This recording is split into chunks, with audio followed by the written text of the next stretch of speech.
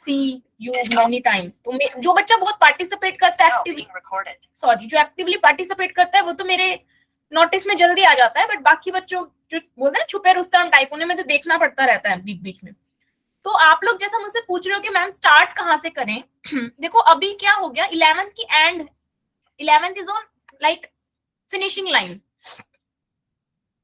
हम अभी आप ना हमें एग्जाम के उससे गाइड करो, क्योंकि हमारे 11th के एग्जाम जा रहे हैं। देखो बच्चे, मैं उस बता हिसाब रही से हूँ, हम कहाँ से पढ़े? मैं आपको बताती हूँ। अभी तो क्या है, 11th खत्म होने वाली है, स्कूल में एग्जाम आपका आ रहा है, आपको एग्जाम देना है, ठीक है। स्कूल के एग्जाम के लिए भी आपको प्रिपेयर करना है, लेकिन आपके जो दिमाग में टारगेट चल रहा है, ठीक है ना, कि स्कूल के एग्जाम से तो अल्टीमेटली, स्कूल के 11th वाले एग्जाम से अल्टीमेटली आप कहीं पहुंचने वाले नहीं हो। आपको जो चीज पहुंचाएगी वो आपका 12th के बाद जो एंट्रेंस होगा, चाहे वो सीयूईटी हो, चाहे वो नीट यूजी हो, या कोई और अदर एग्जाम हो। फिर नीट यूजी में भी देयर आर डिविजन की एमबीबीएस है, बीडीएस है, बीएएमएस है, ठीक है ना, दीज आर द थिंग्स। तो अल्टीमेट टारगेट तो वो है। 11th का एग्जाम इज लाइक कि अगर कोई बच्चा शुरू से अच्छे से पढ़ाई कर रहा है उस टारगेट को लेके, ठीक है ना, अवंती की सारी क्लास रेगुलरली ले रहा है, टेस्ट दे रहा है, टेस्ट के डिस्कशन में आ रहा है, तो उस बच्चे को तो वैसे ही प्रॉब्लम नहीं होने वाला। बट स्टिल मैं एक बार आपको थोड़ा सा स्ट्रेटेजी बताती हूँ कैसे आप लोगों को फोकस करना है। अभी आप क्या करो, मैं आप लोगों के साथ बोर्ड ओपन कर लेती हूँ, जस्ट अ सेकेंड। आप लोगों को क्या करना है अभी फिलहाल के लिए, जो आपका स्कूल का एग्जाम है ना, उसके लिए आप अपनी एनसीईआरटी को उठा लो, ठीक है ना, और एनसीईआरटी को पढ़ो। और साथ में आप ये कर सकते हो, क्योंकि अभी क्या होगा, जैसे आप एनसीईआरटी पढ़ोगे तो आपको बहुत सारी चीजें समझ नहीं आएंगी, ठीक है ना, आपने पढ़ी हुई है लेकिन आपको समझ नहीं आएंगी, क्लास में समझ आ गई थी पर अब समझ नहीं आएंगी। तो क्या करो, रिकॉर्डिंग्स देखो। अब आपके व्हाट्सएप वाले जो ग्रुप डिस्क्रिप्शन है, ठीक है ना, ग्रुप का जो डिस्क्रिप्शन बॉक्स है, वहां पे रिसोर्स लिंक है, सब कुछ अवेलेबल है, सारी रिकॉर्डिंग अवेलेबल है। आपको क्या करना है, वहां जाना है और रिकॉर्डिंग को देखना है। इससे क्या होगा, जो चैप्टर पहले कवर हो चुका, अगर आप उसका रिकॉर्डिंग देख लोगे तो आपके माइंड में क्या आ जाएगा, उसका वापस से एक रिकॉल आप कर पाओगे उस कॉन्सेप्ट को, जो क्लास में आ गया था पर अब नहीं आ रहा। इसलिए तो रिकॉर्डिंग होती है। ये रिकॉर्डिंग्स क्यों होती है, इसलिए होती है कि बच्चा क्लास में समझ लिया, फिर अगर हो सकता है बाद में सेम चीज वो नहीं समझ पा रहा हो, तो ही कैन और she can go through the recordings. तो एक तो ये आपके पास ऑप्शन है। दूसरा ऑप्शन क्या है, अब जैसे टाइम कम है और सिलेबस ज्यादा है, तो अगर आप चैप्टर 1 से ऐसे चलोगे सीक्वेंस वाइज 18 19 तक, तो मे बी बहुत टाइम लग जाए, आप नहीं कर पाओ। तो उसका सेकेंड तरीका क्या होता है, ये मैंने पहले भी बताया था, क्वेश्चन के थ्रू रिविजन करो। रिकॉर्डिंग नहीं मिलती, रिकॉर्डिंग बेटा आप मीनू, जैसे आपका ग्रुप 10 है ना, उसमें जो ऊपर डिस्क्रिप्शन बॉक्स नहीं होता उस पर क्लिक करो, वहां पे सारे आपके पास लिंक हैं, फिजिक्स रिसोर्स लिंक, केमिस्ट्री का, बायो का। आप एक बार शालिनी, आप एक बार फिर से ट्राई करना, लिंक ओपन होगा। एक लिंक में थोड़ा सा ग्लिच था, मैं आपको बता रही हूँ, बायो के एक लिंक में थोड़ा सा एरर था, वो मैंने सॉर्ट आउट कर दिया, आपसे पहले मैंने देख लिया था उसको। आप आज जाके ट्राई करना, पक्का खुलेगा शालिनी, लिंक ओपन होगा, एक बार और ट्राई करना। दूसरी जो स्ट्रेटेजी मैं आपको बता रही हूँ बच्चा, दूसरा आप क्या कर सकते हो, आप है ना क्वेश्चन पेपर उठा लो। आपको स्कूल का एग्जाम देना है, आप स्कूल के क्वेश्चन उठा लो, पहले जो आए हैं, पहले के जो सालों में क्वेश्चन पूछे गए वो पेपर्स उठा लो, ले आओ और अपने घर पे पिछले 5 साल के पेपर ला के रख लो। अगर नीट के तैयारी से पढ़ रहे हो तो नीट के पेपर ले आओ 4-5 साल पुराने और लेकर आके अपने घर पे रख लो। नहीं, यूट्यूब पे क्वेश्चन पेपर मत देखो, यूट्यूब पे रिकॉर्डिंग्स है। हाँ, कौन से वाले एग्जाम पूछ रहे हो आप पंकज? ठीक है, आप क्या करो, question ma'am paper, 11th class की। वो तो आपको पता होगा ना, आपके स्कूल के एग्जाम्स कब हो रहे हैं, फैब में हो रहे हैं मोस्ट ऑफ द स्टूडेंट्स के तो, या फिर मार्च में हो रहे हैं, मिड मार्च में, जैसा मुझे अभी तक इन्फॉर्मेशन मिली है, आप ही लोगों से मिली है। खैर, वो आपके स्कूल के एग्जाम है, you will be knowing it better, फैब के लास्ट में, जैसे हबीबा बता रही है। क्या करना है आप लोगों को मैं बता रही हूँ, स्कूल के एग्जाम के लिए बहुत अच्छी स्ट्रेटेजी बता रही हूँ, इसे आप नीट के लिए भी यूज कर सकते हो। यूट्यूब से एग्जाम यूट्यूब से पास्ट ईयर को देखने से ये नुकसान होगा, क्योंकि आपने अपने दिमाग को ऑलरेडी ये आदत डाली हुई है कि दिमाग बेटा तेरे को तो देखना है, सुनना है, समझना है, तेरे को देख देख के पढ़ना है, लेकिन तेरे को कुछ याद नहीं करना। ये आदत आपने अपने दिमाग को डाली है। आप क्लास में आते हो, मुझे सुनते हो, फिर घर जाते हो, नोट्स देखते हो, नोट्स को देख देख के पढ़ते हो, तो आपके दिमाग को देख देख के पढ़ना और सुनना उसने इनवाइब कर लिया है। आपको अपने दिमाग को क्या आदत डालनी है, रिकॉल करने की, बिना देखे उसे चीजें याद हो, क्योंकि पेपर में कोई किताब नहीं होती हमारे पास, ना कोई टीचर होता, ना कोई वीडियो होती। इसलिए मैं बोलती हूँ जो प्रीवियस ईयर पेपर है उसका वीडियो यूट्यूब पे मत चलाया करो, एटलीस्ट पहले तो मत चलाया करो, बाद में चला लिया करो। एक बार तुम पेपर को बिना किसी रिसोर्स की मदद के लेके बैठो, उसे सोल्व करो, तुम्हें जितना आता उतना करो। मैं कहूँ तुम्हारे पास 10 क्वेश्चन है, 10 में से एक भी नहीं आता, चलेगा। तुम 10 क्वेश्चन के साथ अपना माथा तो फोड़ो, उस भेजे को लगाओ तो सही 10 क्वेश्चन में, देखो तुम जादू देखो अपने दिमाग के साथ, इसको समझो कि कैसे काम करता है। तुम देखो तुम इसे 1 साल से क्या आदत डालते आ रहे हो। तुमने कभी भी इसे रिकॉल करने की आदत डाली है कि किताब कॉपी सब कुछ बंद कर दिया हो और बैठे हो पेन लेके और लिख रहे हो अपने आप से, याद कर रहे हो कि हाँ मैंने सर्कुलेशन वाले में, फ्लूइड वाले में ये पढ़ा था, ठीक है फ्लूइड में ये पढ़ा था, ब्लड फॉर्म्ड एलिमेंट्स में ये पढ़ा था, मैंने ईसीजी में ये पढ़ा था, इसमें ये पढ़ा था। अपने आप से करा है ऐसा कभी? किसी बच्चे ने करा है क्लास में? मुझे सीरियसली बताना, ये क्यों चल रहा है इतना लंबा लेक्चर? मैं शौकिया तौर पे दे रही हूँ? नहीं, मैं शौकिया तौर पे नहीं दे रही हूँ। मैं नहीं चाहती बच्चों कि आप लोगों की मेहनत जाया जाए, क्योंकि मैं आप लोगों के स्कोर्स अब देख सकती हूँ और क्योंकि मुझे दिखाई दे रहा है कि स्कोर में वो बात नहीं आ पा रही, तो मुझे अब जानना है कि वो बात क्यों नहीं आ पा रही। एटलीस्ट वो bio, I want to ensure कि अगर मार्क्स कट रहा है बायो में तो क्यों कट रहा है।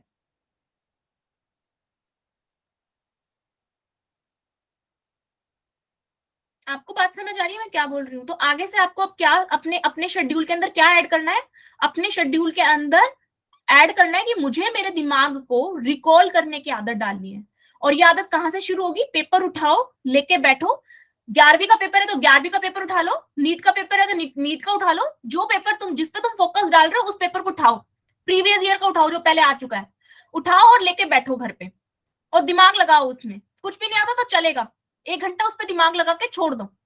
अब खोलो यूट्यूब, अब खोलो कोई अवंती का वीडियो, अब देखो कोई रिकॉर्डिंग, अब सुनो कोई सेशन, फिर देखो वो सवाल जो पेपर में था जिसपे तुमने अपना भेजा लगाया, तुमने उसे कैसे करके सोचा था? तुम्हें याद नहीं आया कि तुम्हारा कॉन्सेप्ट क्लियर नहीं था, कि तुम क्वेश्चन ही नहीं समझ पाए? वो चीज तुम्हें समझ आएगी जब तुम सामने अब वीडियो सुनोगे, जब टीचर तुम्हें उसका सोल्यूशन बताएगा, तब तुम्हारा दिमाग चलेगा कि ओ इसमें ये था, ये तो मेरे को आता ही नहीं था, या ये तो मेरे को याद नहीं था, या ये तो मेरे को कॉन्सेप्ट नहीं समझ आता। ऐसे पढ़ना है। बहुत बच्चे पेपर देते हैं, 20 लाख बच्चे, सिलेक्शन कितनों का होता है? 0.1%। 800। 0.1%, हाँ, 800 समथिंग,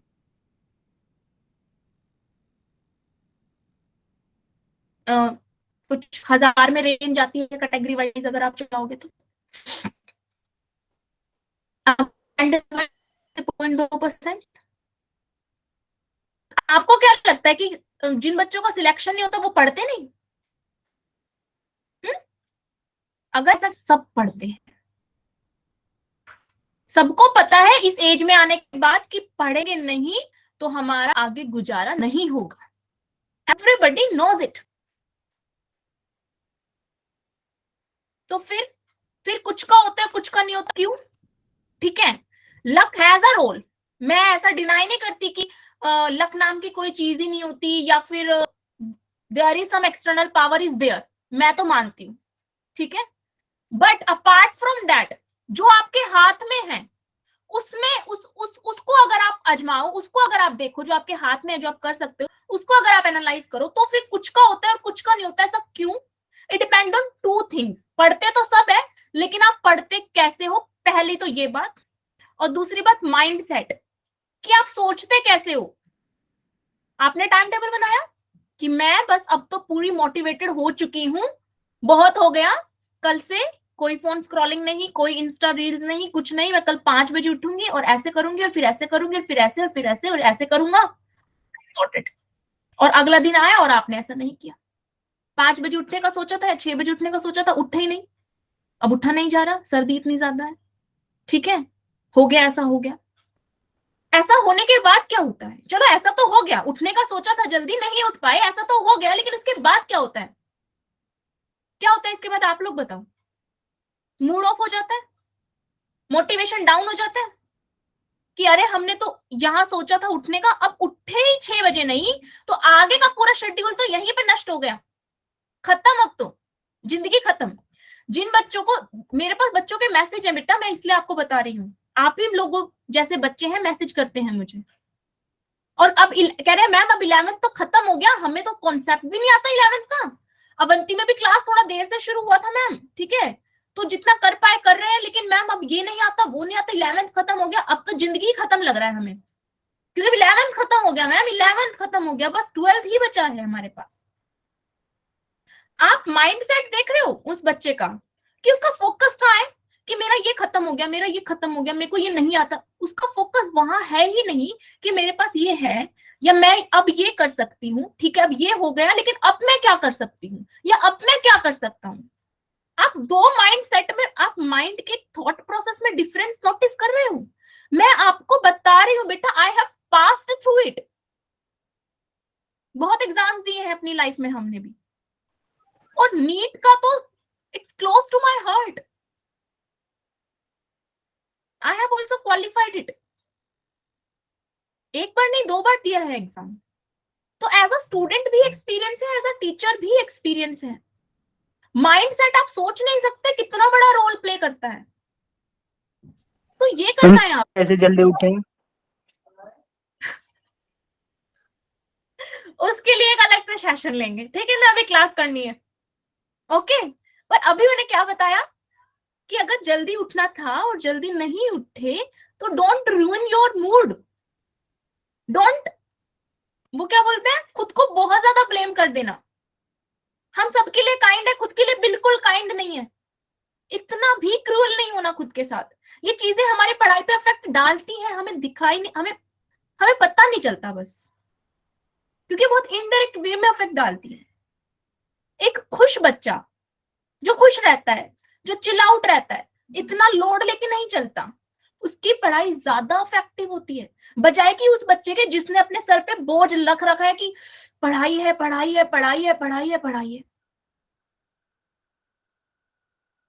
ठीक है, 10 मिनट हो गए हमारी क्लास को, 20 मिनट हो गए, चलो I have to begin my class. लेकिन ये थोड़ा बताना आप लोगों के लिए जरूरी था, because I am thinking, I am analysing, और मैं पर्सनली भी कांटेक्ट कर रही हूँ आप लोगों के साथ, और मैं करती रहूंगी अब, ठीक है ना। तो किसी भी दिन आपके पास मेरा कॉल आ सकता है, क्योंकि मुझे ये जानना है कि मेरे बच्चों के नंबर कहाँ कट गए, जिनके कट गए उनके कहाँ कट गए नंबर, जिनकी गड़बड़ हो गई उनकी कहाँ हो गई। मैं ये नहीं बोल रही कि हर बच्चे का स्कोर अच्छा नहीं है, बहुत बच्चों का बहुत अच्छा भी है, बहुत बच्चों का ठीक ठीक है, बहुत बच्चों का बहुत बेकार भी है, सारे तरीके के बच्चे हैं यहाँ, ठीक है ना। तो मुझे भी ये पता करना है और आपको भी ये पता करना है कि अपनी गलती कहाँ हो रही है। तो ये लेक्चर उसी के लिए था, जो मुझे अभी तक लगा, थोड़ा बहुत जो मुझे लगा कि बच्चे शायद मे बी इन चीजों से परेशान है, कहीं ना कहीं वो उनकी स्टडीज में अफेक्ट कर रहा है, तो ये लेक्चर उसके लिए था। और अकेडमिक जो भी आपका डाउट है, जिस वजह से आपके नंबर कम आ रहे हैं या कुछ भी, वो तो हम लेंगे ही, वो तो हमें करना ही है। चलो we will begin a class. हमारा टेस्ट डिस्कशन हो गया था, thank you ma'am. Thank you ना बोला करें आप, ठीक है, it's my work and I love to do it. चलो वेलकम। अच्छा ये बताओ, टेस्ट डिस्कशन हो गया था हमारा? Yes ma'am. एक्सक्रीशन भी आपके बैच में स्टार्ट हो चुका है, excretion we have started excretion, right? No ma'am. No ma'am. अच्छा हमारा डिसऑर्डर और वो वाला हुआ था लास्ट क्लास में, ठीक है, डिसऑर्डर वाला ही हुआ था ना हमारा लास्ट क्लास में। चलो तो आज हम नया चैप्टर स्टार्ट करेंगे, दैट इज एक्सक्रीशन, ठीक है, एक्सक्रीटरी प्रोडक्ट। हाँ जी बोलो बेटा। Ma'am good afternoon. ओहो बाप रे, गुड आफ्टरनून कहाँ हो रही है इस टाइम? राधिका जी, राधिका ही नाम है ना? Yes ma'am. ये कहाँ से आपको नून दिख रही है? हमें दूर दूर तक सूरज चांद कुछ नहीं। ठीक है, गुड नाइट बोल लो, गुड इवनिंग बोलो, हेलो बोल लो, कुछ भी बोल लो आप, ठीक है। चल थैंक यू बेटा, same to you. Okay start करें, excretory products and their elimination. देखो ये चैप्टर मैं पहले ही बता दे रही हूँ, कॉन्सेप्चुअल है, मतलब इसमें थोड़ा कॉन्सेप्ट लगेगा, ये ऐसा ये नहीं है कि पढ़ लिया और समझ में आ गया। एनसीईआरटी लेके बैठ जाओ इस चैप्टर की, डायरेक्ट समझ में नहीं आएगा, तो इसको थोड़ा समझना पड़ेगा, फिर you will get this chapter. तो इसकी क्लास मत मिस करना भाई लोग, पहले ही बता देती हूँ, ठीक है। चलो बिगिन इट हियर। सबसे पहले तो थोड़ा सा इंट्रोडक्शन कि भाई चैप्टर है किसके बारे में, ठीक है, अंदर से हम सबको पता है कि किसके बारे में चैप्टर है, पर फिर भी थोड़ा सा हम जानेंगे कि बेसिकली हमें पढ़ना क्या है इस चैप्टर में? तो हम सबको पता है कि हमारी बॉडी के अंदर there are lot of metabolic reactions occurring, हमारी बॉडी में there are lot of metabolic reactions occurring, ठीक है ना? अभी जो मेटाबॉलिक रिएक्शंस होती हैं बेटा हमारी बॉडी के अंदर, इन मेटाबॉलिक रिएक्शन में जो प्रोडक्ट्स बनते हैं वो सारे के सारे प्रोडक्ट तो बॉडी में यूज नहीं होते ना, सारे के सारे प्रोडक्ट बॉडी में यूज नहीं होते। कुछ प्रोडक्ट ऐसे भी होते हैं, या फिर आप बाय प्रोडक्ट बोल लो, रिएक्शन के दौरान कुछ बाय प्रोडक्ट ऐसे भी होते हैं जिनका बॉडी में कोई यूज नहीं होता, जिनका बॉडी में कोई यूज नहीं होता।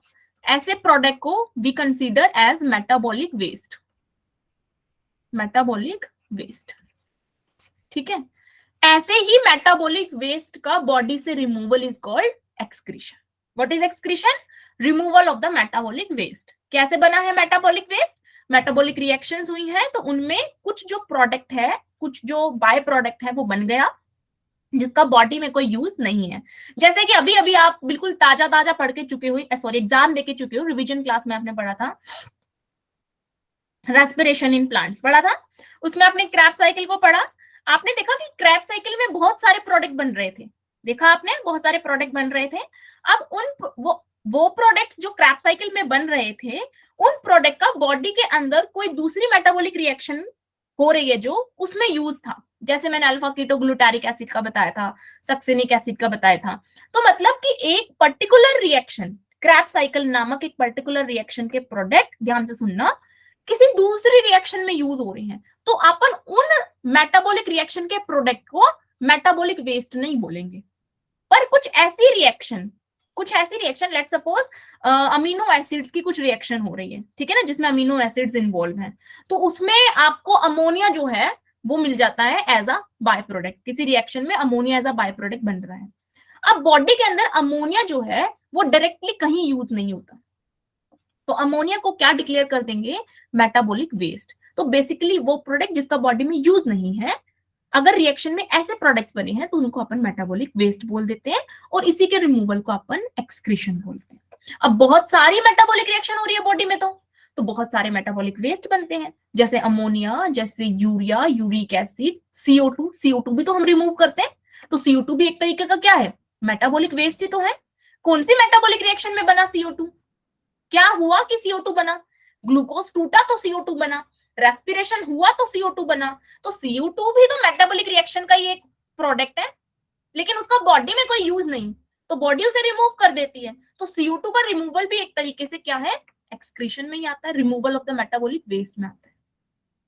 ठीक है, इतनी बात समझ में आती है कि बेसिकली बॉडी में। हाँ जी बोलिए मैम, हमने पढ़ा था कि जो हमारे काम के नहीं होते बाय प्रोडक्ट्स, उनको हम सेकेंडरी मेटाबोलाइट्स कहते हैं ना, वो तो दूसरों के काम तो आते हैं ना। सेकेंडरी मेटाबोलाइट्स हम उनको बोलते हैं, जैसे कि क्रैब साइकिल के प्रोडक्ट थे, उनको आप सेकेंडरी मेटाबोलाइट बोल सकते हो। सेकेंडरी मेटाबोलाइट हम उनको बोल रहे हैं जो जिस रिएक्शन में बन रहे हैं ना, डायरेक्टली उस रिएक्शन में कोई काम नहीं आ रहे, पर बॉडी के अंदर किसी दूसरी रिएक्शन में काम आ रहे हैं। एक जो सेकेंडरी मेटाबोलाइट्स आप पढ़ रहे हो, जैसे कि प्लांट में आपने रेजिन पढ़ा सेकेंडरी मेटाबोलाइट पे, ठीक है। अब प्लांट के लिए वो किसी काम का नहीं है, ठीक है, तो आपने उसे सेकेंडरी मेटाबोलाइट इसलिए बोला क्योंकि आपके लिए वो काम का है, आपने प्लांट से वो ले लिया। प्लांट ने मॉर्फिन बनाया, प्लांट के किसी काम का नहीं है मॉर्फिन, ठीक है, आपने वो एक्सट्रैक्ट कर लिया, उसका कोई कमर्शियल वैल्यू है, आपने मार्केट में उसको यूज किया, ठीक है, तो आपने उसको सेकेंडरी मेटाबोलाइट बोला। पर प्लांट ने तो वो रिमूव ही करना है ना, प्लांट के लिए वो किसी काम का नहीं। बात समझ में आई? किसने पूछा था? मैम मैंने। रितिका। क्लियर हुआ कि सेकेंडरी? लेकिन जैसे हमारा वेस्ट भी होता है तो इन अ वे मैन्योर्स की फॉर्म में भी वो प्लांट्स के लिए होता है ना, तो फिर इसको हम मेटाबॉलिक वेस्ट कैसे बोल सकते हैं? मैन्योर पे कहाँ पहुंच गए आप? आपके बॉडी में क्लोराइड आयन अगर रिमूव हो रहा है कहीं पे, यूरिया रिमूव हो रहा है कहीं पे, CO2 रिमूव हो रहा है, तो is it acting as a manure? No ma'am. Manure तो क्या, मैन्योर किसे बोल रहे हैं? मैन्योर कि कोई लिविंग प्रोडक्ट था, वो डेड हो गया, उसका जो डेड और डिकेइंग स्टेट है, उस टाइम पे जब वो डिकम्पोज होता है तब वो मैन्योर कहीं जाके वो मैन्योर का फॉर्म लेता है। कोई भी, जैसे कि लेट्स सपोज कोई भी स्मॉलर लिविंग ऑर्गेनिज्म है, ठीक है ना, तो वो डेड हो गया, डेड होने के बाद बैक्टीरिया वगैरह उस पर एक्ट करेंगे, तो उसको डिके करेंगे, डिकम्पोज करेंगे, और तब कहीं जाके वो मैन्योर का फॉर्म लेगा और प्लांट के लिए यूज होगा। वो तो टोटल डिफरेंट कॉन्सेप्ट हो गया।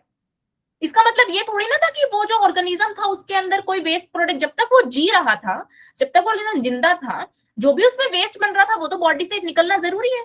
हमारे अंदर लाइसोसोम भी होता है कि बॉडी के अंदर अगर सेलुलर लेवल पे कोई वेस्ट बनता है तो नहीं होता, लाइसोसोम में जाता है, लाइसोसोम में उस वेस्ट का क्या होता है, डिकम्पोजिशन हो जाता है।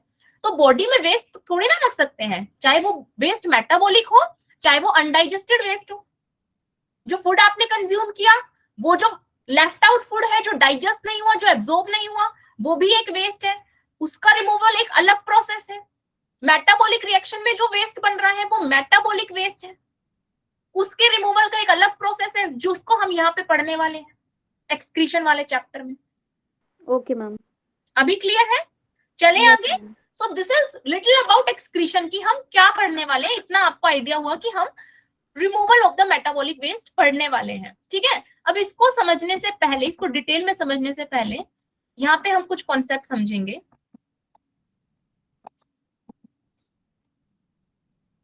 जो आपका एक्सक्रीटरी प्रोडक्ट है, जो आपका एक्सक्रीटरी प्रोडक्ट है या फिर जो आपका मेटाबॉलिक वेस्ट है, ठीक है, जो आपका मेटाबॉलिक वेस्ट है वो basically most of the cases में अमोनिया की फॉर्म में रहता है। क्यों? क्योंकि प्रोटीन जो है वो आपकी बॉडी का बिल्डिंग ब्लॉक है, और प्रोटीन किसके बने हैं? अमीनो एसिड्स के बने हैं। प्रोटीन अमीनो एसिड्स के बने हैं ना, ठीक है। Yes ma'am. अब क्योंकि protein is the building block of the body और प्रोटीन अमीनो एसिड के बने हैं, तो हमारी बॉडी में जो बहुत सारी मेटाबॉलिक रिएक्शन हो रही है, प्रोटीन एक नहीं तो दूसरी जगह, डायरेक्ट नहीं तो इनडायरेक्टली अपना रोल प्ले कर रहा है बॉडी के मेटाबॉलिक रिएक्शंस में, तभी उसको बिल्डिंग ब्लॉक कहा जाता है।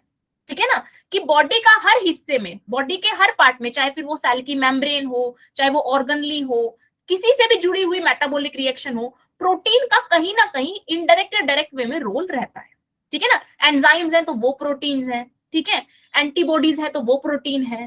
तो protein is, that's why it's called building block. और प्रोटीन अमीनो एसिड का बना है, तो मैं बोल सकती हूँ कि अमीनो एसिड का बॉडी के अंदर डायरेक्ट या इनडायरेक्ट वे में लगभग हर मेटाबॉलिक रिएक्शन से जुड़ाव रहता है, पार्टिसिपेशन रहता है, रोल रहता है।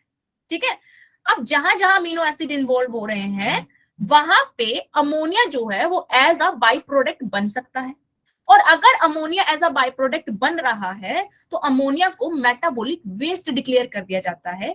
क्यों डिक्लेयर कर दिया जाता है अमोनिया को मेटाबॉलिक वेस्ट? जबकि अमोनिया तो जो है हमारे हिसाब से तो अमीनो एसिड में यूज हो जाना चाहिए था, क्योंकि अमीनो एसिड में बेसिकली होता क्या है, एक अमोनिया होता है, अमोनिया ग्रुप होता है, एक COOH होता है, H होता है और R होता है। तो हमारे हिसाब से तो ये वेस्ट नहीं होना चाहिए, इसका यूज हो जाना चाहिए बॉडी में अमीनो एसिड बनाने के लिए। हमने बायोमोलिक्यूल्स में क्या पढ़ा है, लिंक करके पढ़ते रहा करो, जब चैप्टर पढ़ते हो ना तो पीछे की बातें भी दोहराते रहा करो कि यहाँ पे अमीनो एसिड आ गया तो बायोमोलिक्यूल पे अपने आप ही चले जाओ। बायोमोलिक्यूल में तुमने असेंशियल और नॉन असेंशियल अमीनो एसिड्स पढ़े होंगे, पढ़े? Yes ma'am. Yes. Non essential amino acid कौन से होते हैं? जो हमारी बॉडी खुद बनाती है ना, याद आ रहा है? असेंशियल वो है जो हमें डाइट से लेने पड़ते हैं, नॉन असेंशियल अमीनो एसिड वो होते हैं जो हमारी बॉडी खुद बनाती है। तो इसका मतलब हमारी बॉडी में अमीनो एसिड बन रहे हैं, और अगर हमारी बॉडी में अमीनो एसिड बन रहे हैं तो ये अमोनिया यूज हो जानी चाहिए थी अमीनो एसिड की फॉर्मेशन में, पर नहीं होती। क्यों? क्योंकि बेटा रा जो अमोनिया होती है ना, रा मतलब आयनिक फॉर्म में नहीं है या किसी कंपाउंड से जुड़ी हुई नहीं है।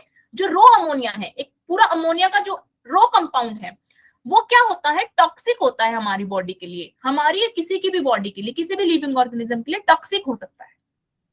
It is a highly toxic metabolic waste, मतलब बॉडी इसे बर्दाश्त नहीं कर सकती, बॉडी इसे बर्दाश्त नहीं कर सकती। इसलिए बॉडी क्या करती है, बॉडी तुरंत इस अमोनिया को कन्वर्ट कर देती है यूरिया में by a process called urea cycle.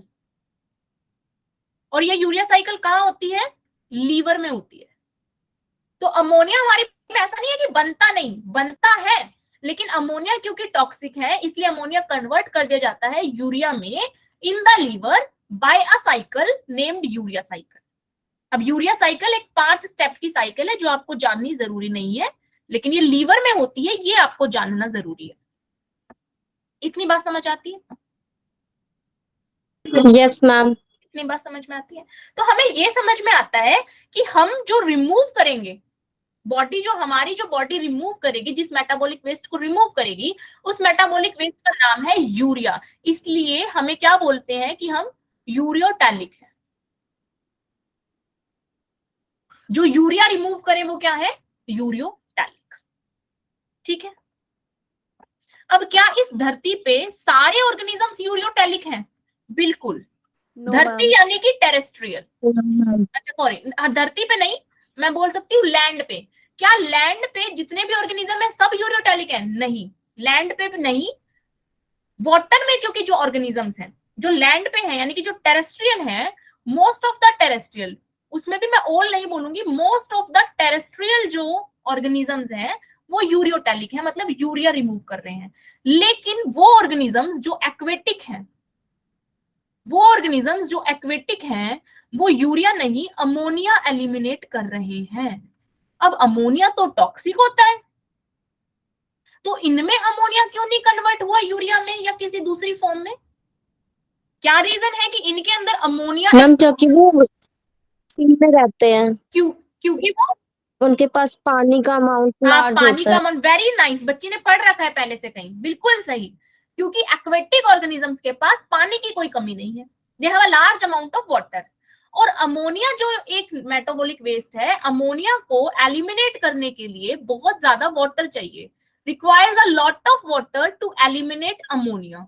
अगर आप बॉडी में से अमोनिया को एलिमिनेट करना चाहते हो तो वाटर की रिक्वायरमेंट बहुत ज्यादा होती है, क्योंकि अमोनिया डिसॉल्व होके रिमूव होता है, तो अपने साथ बहुत सारा पानी भी बाहर ले जाता है बॉडी से। अब टेरेस्ट्रियल ऑर्गेनिज्म इतना वाटर लॉस अफोर्ड नहीं कर सकते क्योंकि उनके पास पहले ही पानी की कमी है शरीर में। लेकिन एक्वेटिक ऑर्गेनिजम्स में क्या होता है, एक्वेटिक ऑर्गेनिज्म जो मेरीन ऑर्गेनिजम्स है वो क्या कर रहे हैं, उनमें अमोनिया बन रहा है और तुरंत रिमूव हो जा रहा है, बन रहा है और तुरंत रिमूव हो जा रहा है। उनकी बॉडी में ठहर थोड़ी ना रहा है अमोनिया, इसलिए टॉक्सिक उनको कोई प्रभाव नहीं कर रहा। अमोनिया का टॉक्सिसिटी उनको कोई प्रभाव नहीं कर रहा क्योंकि अमोनिया उनमें ठहर नहीं रहा। हमारे अंदर ऐसा थोड़ी ना होता है, हमारे अंदर अमोनिया बना, अगर सोचो अगर अमोनिया को हम अगर हमारे अंदर अमोनिया रिमूव होता तो कोई इमीडिएट रिमूव नहीं होता, एक पूरा एक्सक्रीशन का प्रोसेस होता है, उस दौरान उस वेस्ट को बॉडी में ही रहना होता है, फिर फाइनली वो रिमूव होता है। तो एक पर्टिकुलर टाइम पीरियड के लिए बॉडी में वेस्ट रह रहा है तो वो नॉन टॉक्सिक होना चाहिए, जबकि एक्वेटिक ऑर्गेनिज्म में बना और रिमूव, बना और रिमूव। क्यों? क्योंकि दे have a lot of water और अमोनिया को बाहर निकलने के लिए बहुत पानी चाहिए, तो वो आराम से यूज कर लेंगे वाटर को और रिमूव कर देंगे। तो इसलिए एक्वेटिक ऑर्गेनिजम्स, जो most of the aquatic organisms हैं, वो कैसे हैं बेटा, वो कैसे हैं? अमोनोटैलिक। अमोनोसेलिक। अब एक तीसरे टाइप के और ऑर्गेनिजम्स हैं, एक तीसरे टाइप के और ऑर्गेनिजम्स हैं। मैंने यहाँ लिखा था most of the terrestrial organism ureotelic है, मतलब अधिकतर प्राणी जो धरातल पे रहते हैं, लैंड पे रहते हैं, वो यूरिया ही रिमूव करते हैं। लेकिन देयर आर सम ऑर्गेनिज्म जो यूरिया नहीं, यूरिक एसिड रिमूव करते हैं। मैं आपको बता दूं कि जो अमाउंट ऑफ वाटर अमोनिया को रिमूव करने के लिए चाहिए उससे 1 मिलियन कम, जितना पानी अगर यहाँ पे x चाहिए तो x का 1 मिलियन रिड्यूस कर दो आप, उससे 1 मिलियन गुना कम पानी यूरिया को रिमूव करने के लिए चाहिए। और अगर यूरिया को रिमूव करने के लिए x का 1 मिलियन लेसर चाहिए तो यूरिक एसिड को रिमूव करने के लिए 1 मोर मिलियन, मतलब जितना यूरिया को रिमूव करने के लिए चाहिए ना उसका भी 1 मिलियन 10 की पावर 6 टाइम्स आप और रिड्यूस कर दो अमाउंट, उतना amount of water uric acid को रिमूव करने के लिए चाहिए। यानी कि कुल मिलाकर शुद्ध हिंदी भाषा में ये बात है कि the amount of water to remove uric acid is very less, to remove uric acid is very less. इसलिए कुछ ऑर्गेनिजम्स ने यूरिया की जगह यूरिक एसिड को अपना मेटाबॉलिक वेस्ट चुना। उन्होंने क्यों चुना यूरिक एसिड को मेटाबॉलिक वेस्ट? क्योंकि उन्हें ज्यादा से ज्यादा वाटर अपने अंदर कंजर्व करना है, उन्हें ज्यादा से ज्यादा वाटर अपने अंदर कंजर्व करना है, तो उन्हें एक ऐसा प्रोडक्ट चाहिए था जिसके रिमूवल में कम से कम वाटर का लॉस हो। That's why they go with uric acid. ऐसे ऑर्गेनिज्म को क्या बोलते हैं? यूरिकोटैलिक। यूरिकोटैलिक। एक और जो बात आपको इंपॉर्टेंट स्टार मार्क करके लिखनी है, इस पे क्वेश्चन आ सकता है आपको, ठीक है ना, नीट में क्वेश्चन आ सकता है इस पॉइंट से। जो यूरिक एसिड है, जो यूरिक एसिड है, ये एक न्यूक्लियोटाइड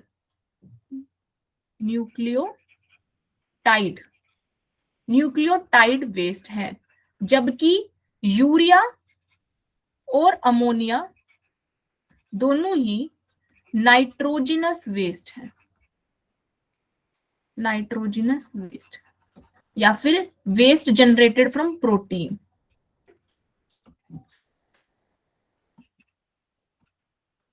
मतलब यहां पे न्यूक्लियोटाइड की कंपोजिशन यूज हुई है यूरिक एसिड में, जबकि ये जो है नाइट्रोजिनस वेस्ट है और ये न्यूक्लियोटाइड वेस्ट है यूरिक एसिड। मतलब कि जो जनरेशन का प्रोसेस है इन वेस्ट का वो अलग अलग रहा होगा बॉडी के अंदर, एक ही प्रोसेस नहीं रहा होगा, अलग अलग प्रोसेस होगा। यूरिक एसिड बनाने के लिए अलग प्रोसेस हुआ होगा और यूरिया बनाने के लिए अलग प्रोसेस हुआ होगा।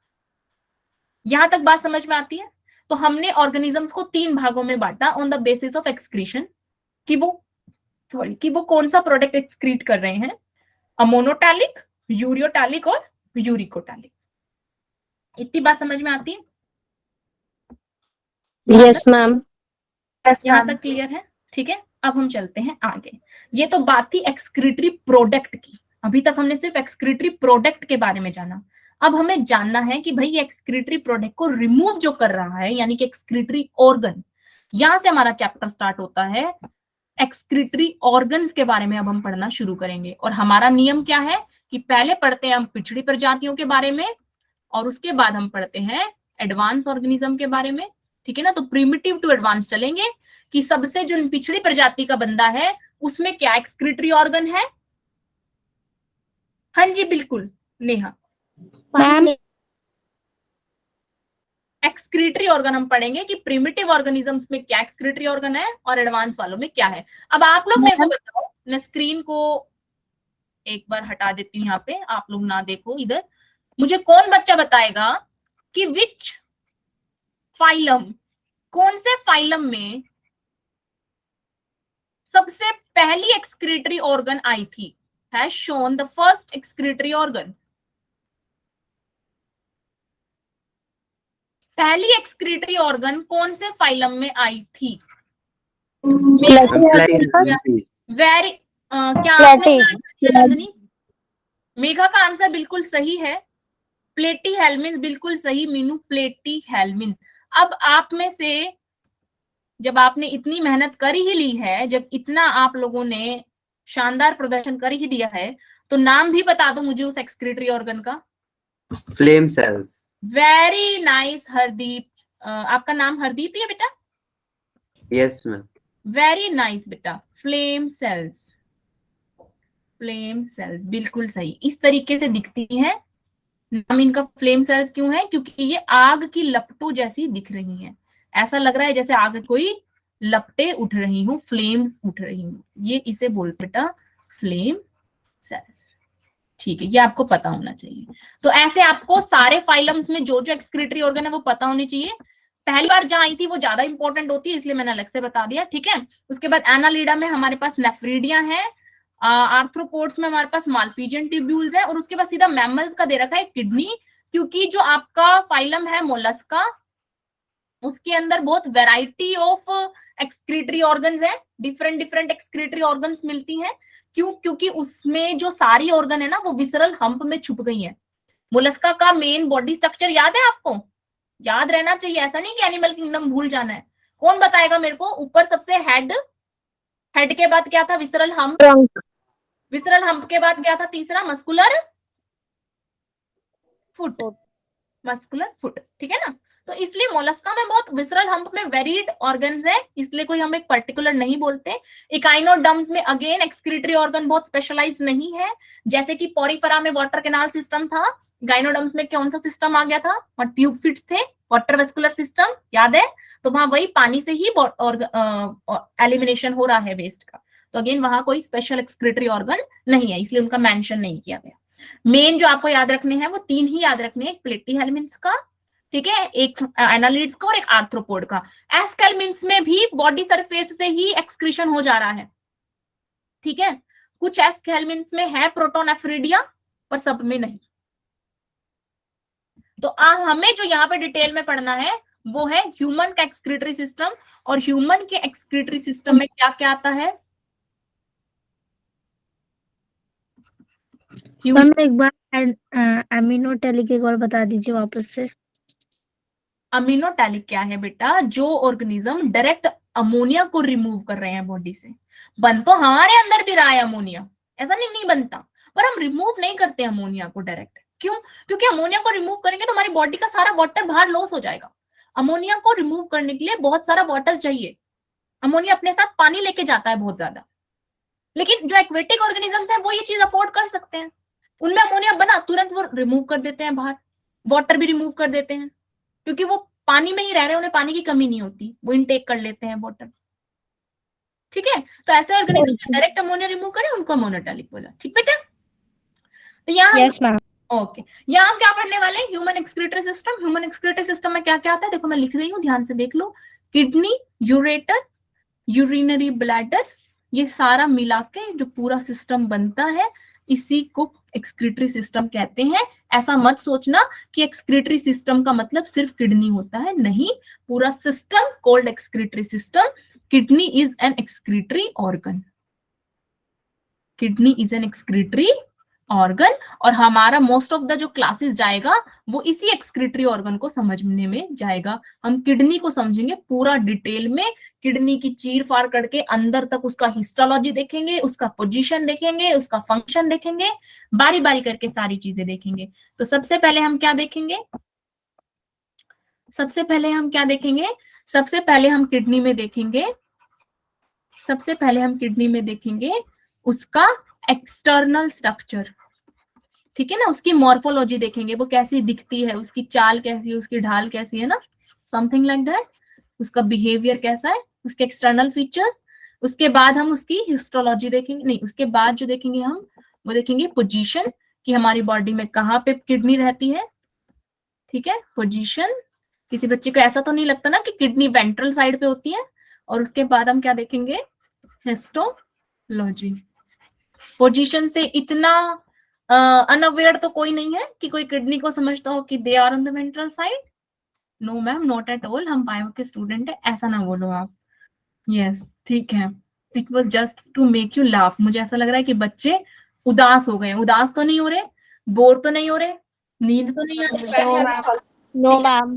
चैप्टर बड़ा ही इंटरेस्टिंग है और आगे आपको मजा ही मजा आने वाला है चैप्टर में। चलो समझते हैं किडनी को। आपकी किडनी की पोजीशन कहाँ है, कहाँ पे होती है किडनी? ठीक है, किडनी की पोजीशन कहाँ है? किडनी है आपकी T12 और L1 L2 के बीच में। ये क्या है T12 L1 L2? हम स्पाइनल कॉर्ड के वर्टिब्रेस, वर्टिब्रल कॉलम के वर्टिब्री, बिल्कुल ठीक। हमारे बैकबोन हमें पता है, we have a vertebral column. ठीक है, नहीं, एब्डोमिनल वर्ड कहाँ से ले आए बेटा आप? एब्डोमेन का यहाँ पे कोई लेना देना नहीं है। देखो, ये आपको लोकोमोशन वाले चैप्टर में अच्छे से समझने को मिलेगा, वैसे पूरा वर्टिब्रल कॉलम आप समझोगे। ठीक है, वर्टिब्रल कॉलम में हमारे वर्टिब्री होती है। वर्टिब्री बोले तो हिंदी भाषा में हड्डियां हैं, कुछ नहीं है, हड्डियां हैं। ठीक है, अब उनकी उन वर्टिब्रीज को पोजीशन के हिसाब से बांट दिया कि जो सबसे ऊपर मिल रही है उसे बोला सर्वाइकल। सर्वाइकल जो आपकी नेक वाले रीजन के पास होता है ना, नेक वाले रीजन को सर्वाइकल रीजन बोलते हैं। उसके बाद थोरासिक वर्टिब्री होती है, उसके बाद यू हैव लंबर, उसके बाद यू हैव सैक्रम, और उसके बाद यू हैव कॉक्सिक।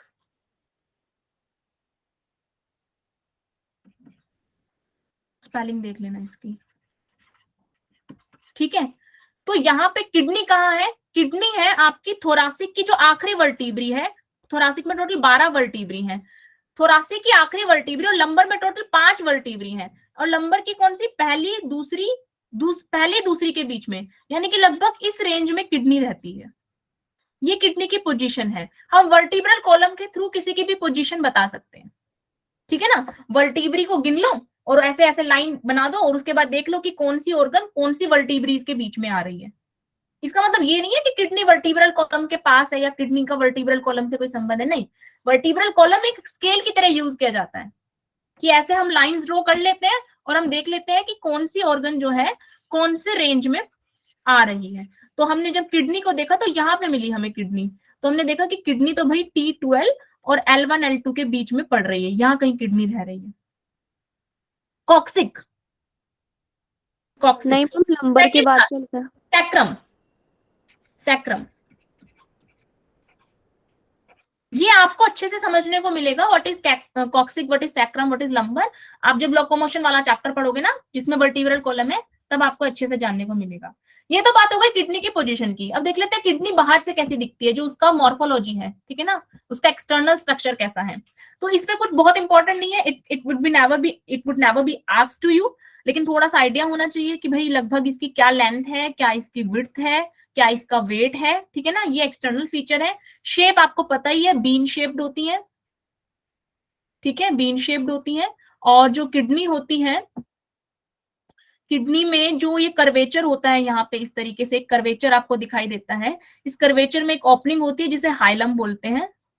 इसी हाइलम से आपकी रीनल आर्टरी एंटर करती है, वो खून की नली जो ब्लड को किडनी में लेके जा रही है, और इसी हाइलम से रीनल वेन एग्जिट करती है। रीनल आर्टरी एंटर करती है और रीनल वेन एग्जिट करती है। बड़ा ही इंटरेस्टिंग चैप्टर ये होने वाला है। जो ब्लड जाता है ना इसके अंदर, किडनी के अंदर जो ब्लड जाता है वो एकदम मेटाबॉलिक वेस्ट से भरा हुआ जाता है, और उसके बाद वो सारा वेस्ट किडनी में डाल देता है, और वेस्ट के साथ साथ वो अपने काम की चीजें भी किडनी में डाल देता है। ब्लड की कुछ काम, जो ब्लड में जो बहुत सारी काम की चीजें बोले तो भाई ग्लूकोज, बोले तो अमीनो एसिड्स, बोले तो आयंस, बोले तो इलेक्ट्रोलाइट्स, बोले तो पता नहीं कितनी कितनी चीजें, वो भी छन जाती हैं किडनी के अंदर ही। तो जो ब्लड वापस आता है ना, ये जो रीनल वेन वापस आ रही है, ये से खाली हाथ नहीं लौट के आती है, अपना सारा सामान लेके आती है।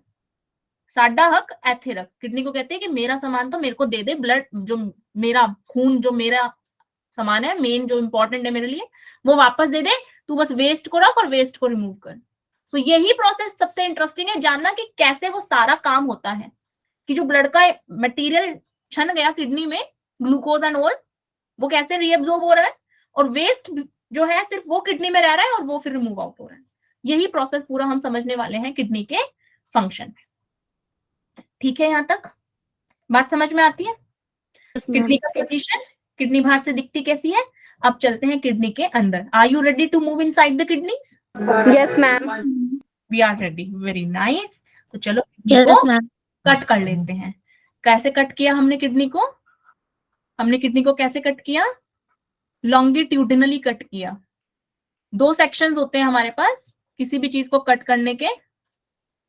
अगर आप किसी चीज को ऐसे कट कर रहे हो horizontally, you will call it transverse section, और लंबाई में कट कर रहे हो, you will call it longitudinal section.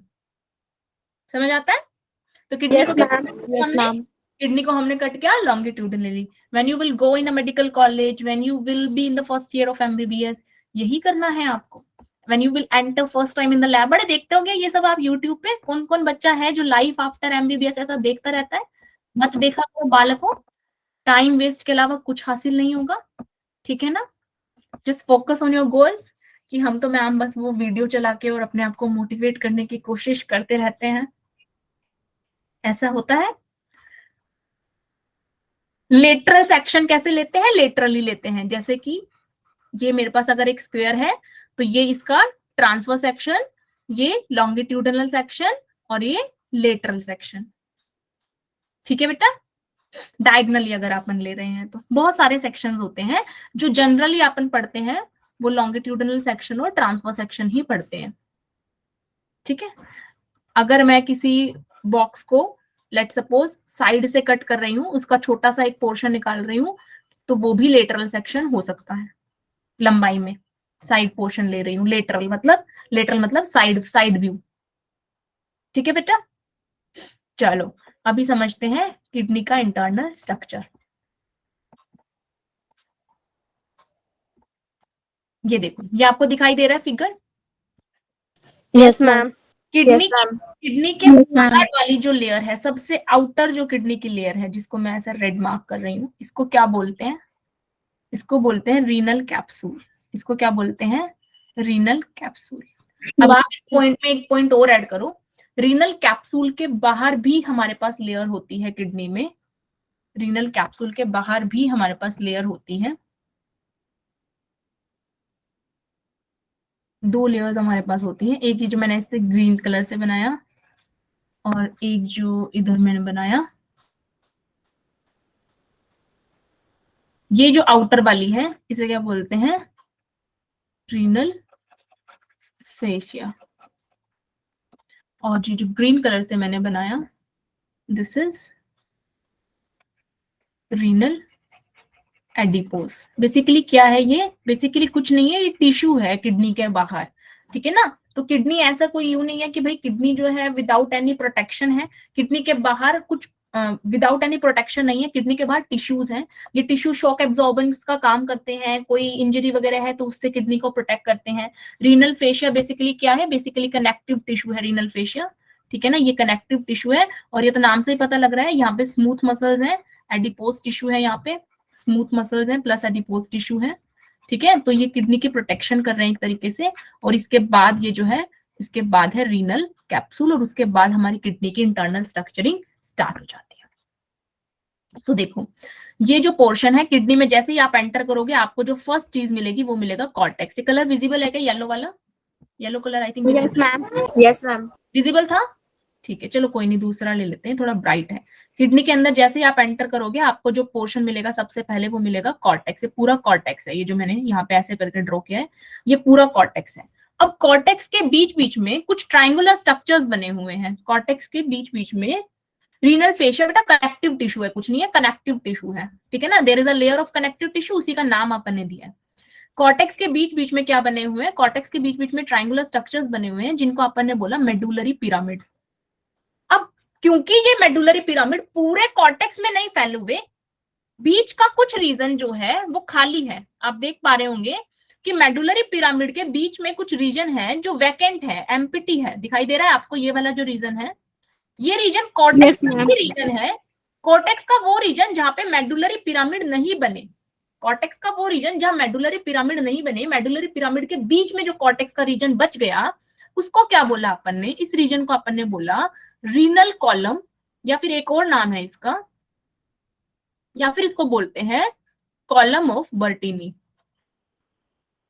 Column of बर्टीनी, ठीक है, रीनल कॉलम या कॉलम ऑफ बर्टीनी। इसके बाद क्या आता है? इसके बाद ये जो मेडुलरी पिरामिड आपको दिख रहे हैं, ये जो मेडुलरी पिरामिड है, ये मेडुलरी पिरामिड ओपन हो रहे हैं कैलिक्स में। मेडुलरी पिरामिड के और डीप आप जाओगे और नीचे आप जाओगे तो you will find a reason called calyx, ऐसा ट्रायंगुलर सा। ये मेडुलरी पिरामिड है, ये मेडुलरी पिरामिड है, और मेडुलरी पिरामिड के नीचे ये जो ओपनिंग्स आप देख रहे हो ये इस तरीके से, ये क्या है? ये ओपनिंग्स क्या है? कैलिक्स है। कैलिक्स जो है वो डिवाइडेड है 2 भागों में, एक है मेजर कैलिक्स और दूसरा क्या है? दूसरा है माइनर कैलिक्स। मेजर कैलिक्स और माइनर कैलिक्स। माइनर क्या है? माइनर मतलब स्मॉल और मेजर माने लार्ज। तो मेडुलरी पिरामिड के बाद ये जो कैलिक्स है, ये जो जिसको मैंने रेड से शेड किया है, ये जो है बेटा ये क्या है? ये है माइनर कैलिक्स। Minor calyx. और माइनर कैलिक्स के नीचे जो ब्रॉड पोर्शन आपको दिख रहा है, ये जो ब्रॉड पोर्शन आपको दिख रहा है जिसे मैं अभी ग्रीन से मार्क करने वाली हूं, ये जो ब्रॉड पोर्शन आपको दिख रहा है ये क्या है बेटा? ये है मेजर कैलिक्स। Major calyx. और मेजर कैलिक्स के बाद ये जो ब्रॉडर पार्ट आपको दिख रहा है, ये जो ब्रॉडर पार्ट आपको दिख रहा है ये वाला, ये ब्रॉडर पार्ट, ये क्या है बेटा? ये है पेल्विस। ये क्या है? पेल्विस।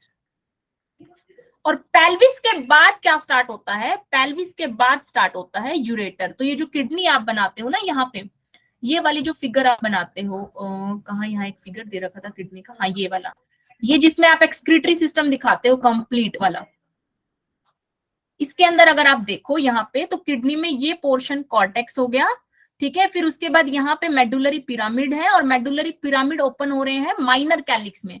माइनर कैलिक्स के बाद मेजर कैलिक्स, ये मेडुलरी पिरामिड है लेट सपोज, ये रेड कलर का, और ये ओपन हो रहा है यहाँ पे माइनर कैलिक्स के नीचे मेजर कैलिक्स, उसके बाद ये जो ब्रॉडर पार्ट है किडनी का, मतलब यूरेटर से जस्ट पहले, यहां से यूरेटर स्टार्ट हो रहा है ना, तो यूरेटर से जस्ट पहले जो ब्रॉडर पार्ट है ये बोलते हैं पेल्विस। Pelvis.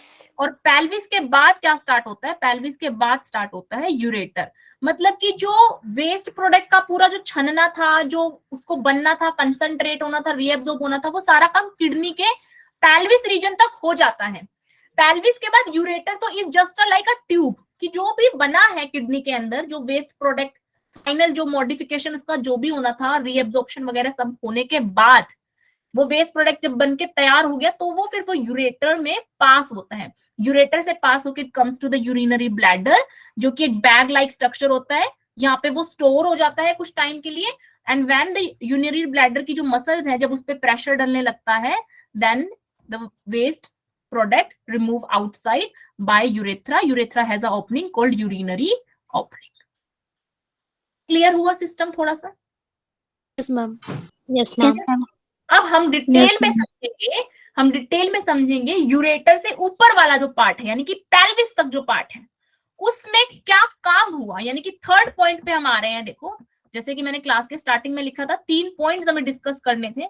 तो हमने एक्सटर्नल स्ट्रक्चर देख लिया, हमने किडनी का पोजीशन देख लिया, और हमने किडनी का हिस्टोलॉजी भी देख लिया। हिस्टोलॉजी मतलब इसके सारे part, cortex, medulla, calyx, pelvis, सब हम देख चुके। ये इसकी हिस्टोलॉजी थी। ठीक है, अब जो हमें नेक्स्ट देखना है, आज की क्लास में टाइम बच रहा है हमारा, आज ओवर ही हो गया, नेक्स्ट क्लास में आई थिंक हम कर पाएंगे ये। नेक्स्ट क्लास में हम देखेंगे किडनी का फंक्शन वाला पार्ट, कि ये अब फंक्शन जो परफॉर्म कर रही है वो कैसे कर रही है। मैं नेक्स्ट क्लास में ही ये बताऊंगी, लेकिन अभी जाते जाते आप लोगों के दिमाग में एक, मैं वो बोलते हैं ना, जैसे कि वेब सीरीज में क्या होता है, why we are so like, spoiler. बच्चा बता रहा है, सचिन बता रहे हैं, क्या बोलते हैं उसको? स्पॉइलर। स्पॉइलर बोलते हैं। नहीं, आई जस्ट वांट टू से कि जिसकी वजह से आप एक एपिसोड पे रुक नहीं पाते। ट्विस्ट, ट्विस्ट बोल सकते हैं कुछ, है ना, कोई मिस्ट्री जो आपके दिमाग में रह जाती है, and you just not able to stop at the one episode, उसके बाद आप दूसरा चला ही लेते हो। कुछ तो बोलते हैं। मैम जब क्लाइमेक्स आने वाला होता है, क्लाइमेक्स तो एंड एपिसोड होता है, मतलब आप लोग एंड एपिसोड से पहले भी तो ऐसा ही होता है ना। Curiosity. हाँ, क्रियोसिटी यू कैन से, पता नहीं कहाँ चले गए मेरे आज की जनरेशन वाले शब्द, चलो कोई बात नहीं। आई जस्ट वांट टू से कि किडनी का आप सबको एक फंक्शन पता है, that is the removal of waste. ठीक है, ये सबको पता है, और सबको पता है कि नेक्स्ट क्लास में हम ये पढ़ेंगे, पर मैं आपको पहले ही बता देती हूँ, ये किडनी का एक सेकेंडरी फंक्शन है। किडनी का एक और फंक्शन है जो इससे भी कहीं ज्यादा इंपॉर्टेंट है, and that is osmoregulation. Osmoregulation, हम सब किडनी का एक ही फंक्शन जानते हैं, that is the removal of the waste, but that's not the case. Kidney का एक और बहुत इंपॉर्टेंट फंक्शन है, दैट इज ऑस्मो रेगुलेशन। तो हम इन दोनों चीजों के बारे में डिस्कस करेंगे कि किडनी ऑस्मो रेगुलेशन कैसे कर रही है। ऑस्मो रेगुलेशन का मतलब क्या होता है? ऑस्मो रेगुलेशन का क्या मतलब होता है? Anyone know about it? Maintain करके वाटर वाटर की रेगुलेशन। वाटर की रेगुलेशन नहीं, वाटर की रेगुलेशन क्या? वाटर की रेगुलेशन, थोड़ा सा और दिमाग लगाओ। ओस्मोलैरिटी एक शब्द होता है, osmolarity. You have studied molarity and normality, जिसने आप लोगों का दिमाग सड़ाया होगा, केमिस्ट्री का पहला ही चैप्टर। यस मैम, बहुत ज्यादा। Yes, ma'am. आपकी बैंड सी बजाई होगी कि क्या क्या पढ़ रहे हैं हम, ये कहाँ आ गए? अभी भी बैंड बज रही है। Maintain water and salt, regulate salt concentration, ये समथिंग रिलेटेड टू दैट। दोनों बच्चों ने थोड़ा थोड़ा सा रिलेटेबल लिखा है, पर एग्जैक्ट क्या होगा इसका मतलब थोड़ा सा बता के। हाँ जी, पलक और बता रही हूँ, पलक का और जवाब सुन लेते हैं। बोलो बेटा। Ma'am, it regulates the ionic balance in the blood. Ionic balance is different. Ionic balance, बिल्कुल आयनिक बैलेंस किडनी करती है। किडनी के अंदर जब मैं आपको बाद में किडनी के अंदर नेफ्रॉन पढ़ाऊंगी, नेफ्रॉन के अंदर जब मैं आपको पीसीटी पढ़ाऊंगी, कलेक्टिंग डक्ट पढ़ाऊंगी, तब बिल्कुल आपको बताऊंगी कि वो आयनिक बैलेंस करते हैं। But osmo regulation is something else. Osmo regulation से मतलब क्या है? ऑस्मोलैरिटी शब्द आपने सुना होगा। मिनरल्स अलग करना, वाटर में से मिनरल्स जो हैं, जो हमारे बॉडी को मतलब नेसेसरी हैं, उसी से रिलेटेड। हाँ उससे रिलेटेड, हाँ उससे रिलेटेड, बिल्कुल उससे कुछ रिलेटेड है, बिल्कुल ठीक है, मतलब थोड़ा थोड़ा ठीक है। देखो मोलारिटी नॉर्मेलिटी जैसा ही एक शब्द है ऑस्मोलारिटी। ये जो लैरिटी लैरिटी वर्ड लग जाते हैं ना जिनके आगे लैरिटी लैरिटी, इनसे समझ जाया करो कहीं ना कहीं कंसंट्रेशन से रिलेटेड काम है, ठीक है ना। मोलारिटी, नॉर्मेलिटी, ऑस्मोलारिटी, तो ये लैरिटी लैरिटी लग रहा है ना इन लोगों के आगे, ये कंसंट्रेशन से रिलेटेड टर्म्स होती हैं सारी। तो ऑस्मो रेगुलेशन का मतलब क्या है, हमारी बॉडी के फ्लूइड की एक कंसंट्रेशन होती है। बॉडी के फ्लूइड बोले तो ब्लड, हमारे बॉडी के फ्लूइड की कंसंट्रेशन होती है। कंसंट्रेशन बोले तो ये आपके पास एक सॉल्यूशन है, इसमें वाटर है और इसमें कुछ सॉल्यूट भी है, ठीक है। तो मैं बोल रही हूँ आपके पास दो सॉल्यूशन है, एक ए है और एक बी है। जो सॉल्यूशन ए है वो ऐसा है और सॉल्यूशन बी ऐसा है, तो आप क्या बोलोगे, कौन सा सॉल्यूशन कंसंट्रेटेड है, ए की बी? बी। बी, बिल्कुल सही। जिसमें नंबर ऑफ सॉल्यूट ज्यादा होता है वो कंसंट्रेटेड होता है, उसकी मोलारिटी भी ज्यादा आती है, उसकी नॉर्मेलिटी भी ज्यादा आती है। ऐसे ही टर्म है ऑस्मोलारिटी, ठीक है ना। तो ये कंसंट्रेशन से रिलेटेड टर्म है, हमारे बॉडी फ्लूइड की एक कंसंट्रेशन होती है।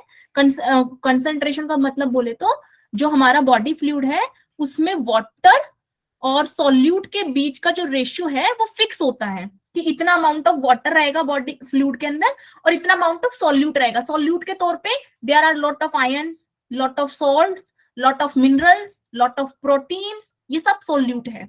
तो एक रेशियो फिक्स रहता है सॉल्यूट कंसंट्रेशन और वाटर कंसंट्रेशन के बीच में, ठीक है।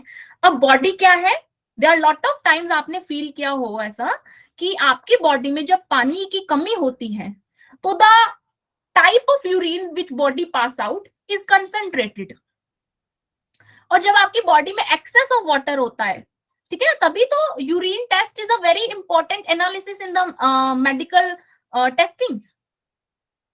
यूरिन के एनालिसिस से सबसे पहला तो यही पता लग जाता है कि बॉडी के फ्लूइड में किसका अमाउंट कैसा चल रहा है।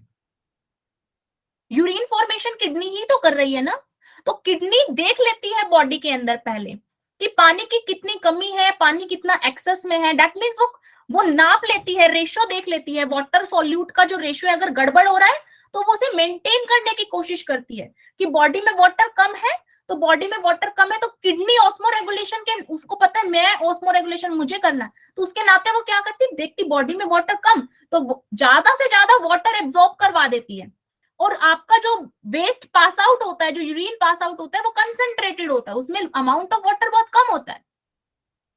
This is the function of osmoregulation, मतलब वाटर का concentration with respect to the solute concentration in the body fluid is maintained by the kidney is called osmoregulation. Done है, आज की क्लास डन है, मजा आया, समझ आया? Yes ma'am. सीखने को मिला, जानने को मिला, बहुत बढ़िया बात है।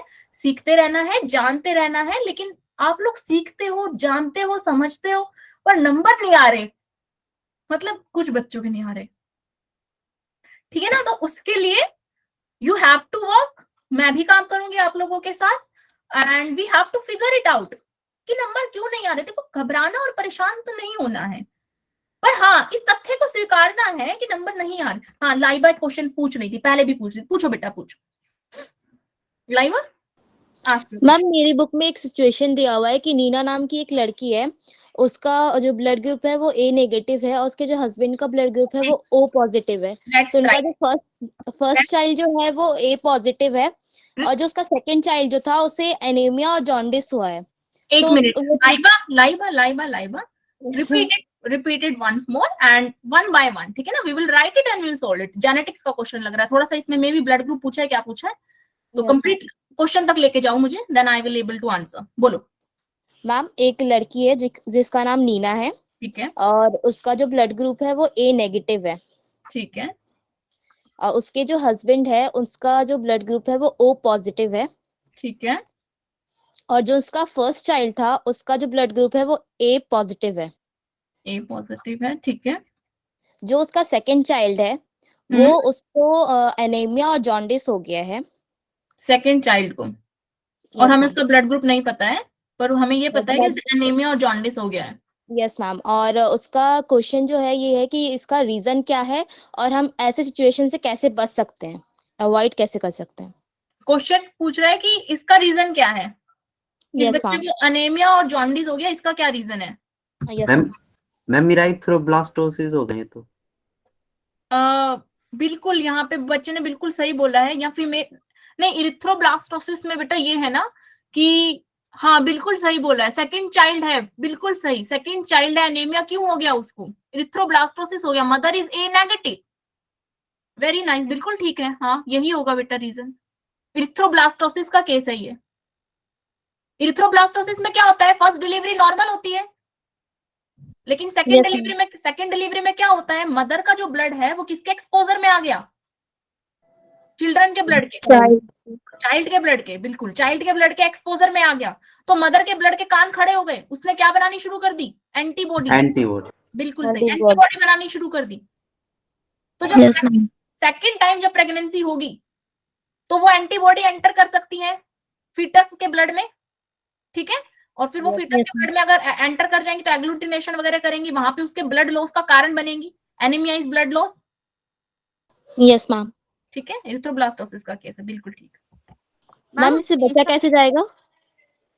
इससे सिचुएशन अवॉइडेड भी बोला infection गया है। से बचने के लिए तो या तो हमें ये है कि अर्ली डायग्नोसिस करवाना पड़े, ठीक है ना, बिफोर, बिकॉज इरिथ्रोब्लास्टोसिस में हम पढ़ते क्या है, हम इरिथ्रोब्लास्टोसिस में यही तो पढ़ते हैं कि there is a risk in the second delivery, erythroblastosis के केस में, कि अगर मदर जो है वो ए नेगेटिव है, या फिर जो ए नेगेटिव हो चाहे बी नेगेटिव हो, मतलब विद द नेगेटिव, तो उसमें सेकंड डिलीवरी के सेकंड प्रेगनेंसी के केस में देयर आर रिस्क फैक्टर, तो उसमें क्या है, उसमें यही है कि हमें उसमें अर्ली डायग्नोसिस जो है वो हेल्प कर सकती है, क्योंकि maybe there are some medicine कि जिससे जो एंटीबॉडीज बनी है हम बॉडी के अंदर उसे खत्म कर सकें, मदर के अंदर जो एंटीबॉडीज बन रही हैं अगर हम उस पर कोई चेक लगा सकें, या कोई बैरियर हम डेवलप कर सकें, मे बी बाय सर्जरी या फिर कोई प्रिसीजन टेक्निक के थ्रू हम कोई बैरियर डेवलप कर सके, मतलब हमारा फोकस ये होना चाहिए कि कैसे करके या तो मदर के एंटीबॉडीज डिस्ट्रॉय हो या वो एंटीबॉडीज एंटर ना कर पाए फीटस के अंदर, तो यही इसका ट्रीटमेंट है, prevention is the ma'am रोगम injection भी था। हाँ जी नीतिका, हाँ जी Nitika, first ma'am delivery, रोगम injection. हाँ वही मैं बोल रही हूँ ना, किसी इंजेक्शन के थ्रू या कैसे एंटीबॉडीज या तो आप डिस्ट्रॉय करो या फिर आप क्या करो, फीटस के और मदर के बीच में कोई बैरियर क्रिएशन का सोचो। मैम हाँ जी हरदीप, मैम इम्यूनिटी भी तो डाउन कर सकते हैं हम उनके उस टाइम। इम्यूनिटी, मदर की इम्यूनिटी डाउन कर दें, यस मैम। मदर की इम्यूनिटी आप, लेकिन मदर का जो ब्लड है ना वो तो तभी एक्सपोज हो गया जब फर्स्ट डिलीवरी हुई है, तो आप क्या आफ्टर बर्थ ही इम्यूनिटी डाउन कर दोगे मदर का, फिर वो तो मदर के लिए डेंजरस हो जाएगा ना, यस ठीक है, ओके। मैम सिर्फ सेकंड बेबी पे ही असर आता है और थर्ड या फोर्थ बेबी पे नहीं आता?